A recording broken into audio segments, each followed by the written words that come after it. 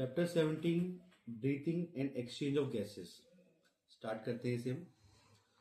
As you have read earlier, O2 is utilized by the organisms to indirectly break down simple molecules like glucose, amino acid, fatty acid, etc. जो भी हम खाना पीना खाते हैं तो वो हमारी बॉडी में O2 का यूज होकर टूटता है छोटे छोटे पार्ट्स में, जैसे glucose, amino acid, fatty acid, जो कि इससे पहले चैप्टर में आपने पढ़ा है. To derive energy to perform various activities, और ये क्यों होता है? ताकि हम अलग अलग काम जो हम कर पा रहे हैं उनको क्या कर सकें.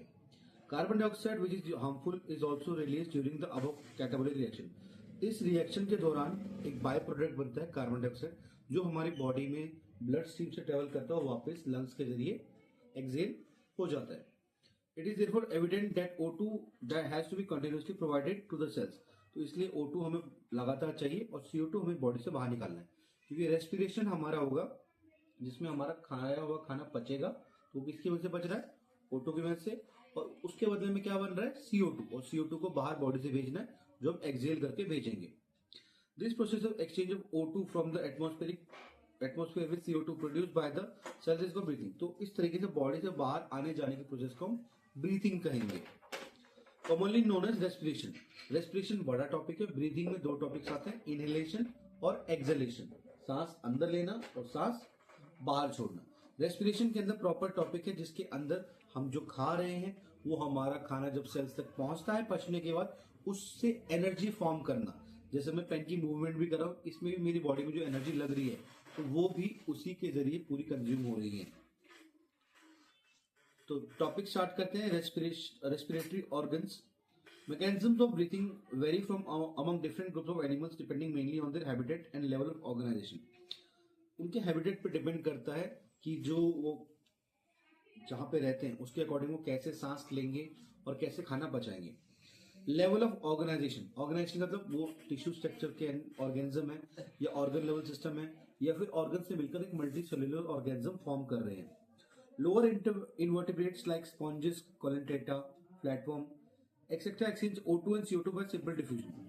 जो सिंपल लिविंग ऑर्गेनिज्म है वो सिंपल डिफ्यूजन करते हैं जिनसे उनकी बॉडी में O2 और CO2 का आदान प्रदान होता है. Earthworms use their moist cuticle and insect have the network of tubes called tracheal tubes. अब अगर हम बात करते हैं इंसेक्ट की तो उनकी बॉडी में ट्रैकियल ट्यूब्स होती है जो एटमॉस्फेयर से O2 लेकर उसके बदले में CO2 पहुंचाने का काम करती है. और अगर हम बात करते हैं अर्थवॉर्म्स की तो उनके सरफेस पे मौजूद है क्यूटिकल जो ये काम करते हैं. Specialised vascularised structure called gills. अभी गिल्स मौजूद किस में होते हैं? फिशेस में, जो ये काम करेंगे. Aquatic arthropods, mollusc. Whereas vascularised back called lungs. लेकिन लंग्स किस में होता है? जो टेरेस्ट्रियल फॉर्म ऑर्गेनिज्म है. टेरेस्ट्रियल यानी जो जमीन पे रहने वाले जीवित प्राणी है उनके बारे में है.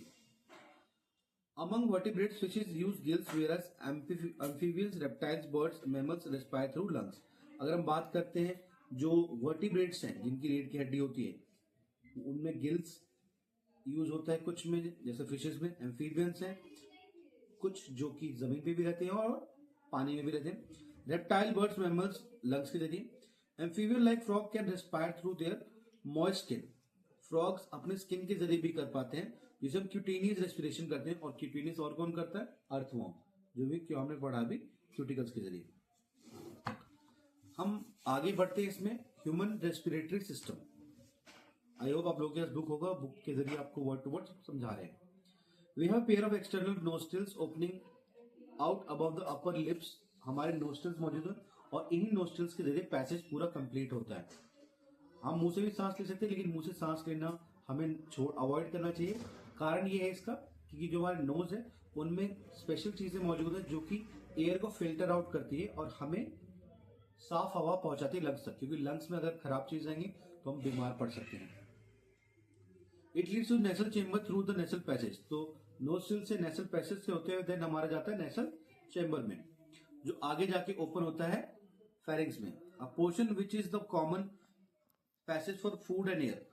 अब फेरिंग्स जो है वो एक कॉमन पैसेज है दोनों के लिए, फूड और एयर के लिए. फेरिंग्स और लैरिंग्स रीजन. अब फेरिंग्स के बाद क्या आता है? लैरिंग्स आता है जो सीधा जा रहा है हमारा विंड पाइप में. विंड पाइप आगे जाके कहां है? इलोंगेट हो रहा है ट्रैकिया और देन उसके बाद लंग्स में. अब लैरिंग्स को हम एक और चीज बोलते हैं साउंड बॉक्स. जी हाँ, और ये साउंड हमारा प्रोड्यूस करने वाला एक बॉडी का मसल पार्ट से जुड़ा है, जो कि कार्टिलेजिनियस बॉक्स है भी कहा जाता है. ड्यूरिंग सैलोइंग, अब हमारे बॉडी में एक ग्लोटिस नाम का पार्ट है जो क्या काम करता है, जब भी हम खाना खाते हैं तो उस पार्ट को बंद कर देता है. एक स्ट्रक्चर होता है विप लाइक स्ट्रक्चर, ताकि खाना उसके अंदर ना जाए, क्योंकि पैसेज क्या होगा, कंप्लीट होगा, वो फूड पाइप में जाएगा. लेकिन जब वेंट पाइप में जाता है तो हमें हिकअप्स आने लग जाते हैं, फिर अटक जाता है खाना बीच में. Trachea is a straight tubes ended up to the mid-thoracic cavity which divide at the level of the fifth thoracic vertebrae. जो फिफ्थ thoracic vertebrae होते हैं वहां जाकर डिवाइड होना स्टार्ट होता है. अब हम काउंटिंग यहाँ पे फिगर में देख के करेंगे तो नीचे से ऊपर की तरफ करेंगे. 1 2 3 4 5 जो लंग से जा रहे हैं, ऊपर से नीचे की बात नहीं कर रहे हैं. अब ये दो पार्ट में बट रहा है, लेफ्ट और राइट ब्रोंकाई में. Each bronchi undergo repeated division to form the secondary and tertiary bronchi. अब ये ब्रोंकाई और छोटे छोटे पार्ट से बट रहा है और वो जाके ब्रोंचियोल्स बना रहा है.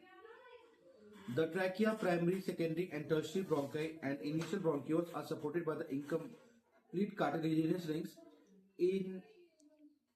और ये किससे घिरा हुआ है, कार्टिलेजिनस रिंग से घिरा हुआ है, जिसको हम क्या कहते हैं, रिब केज भी कहेंगे.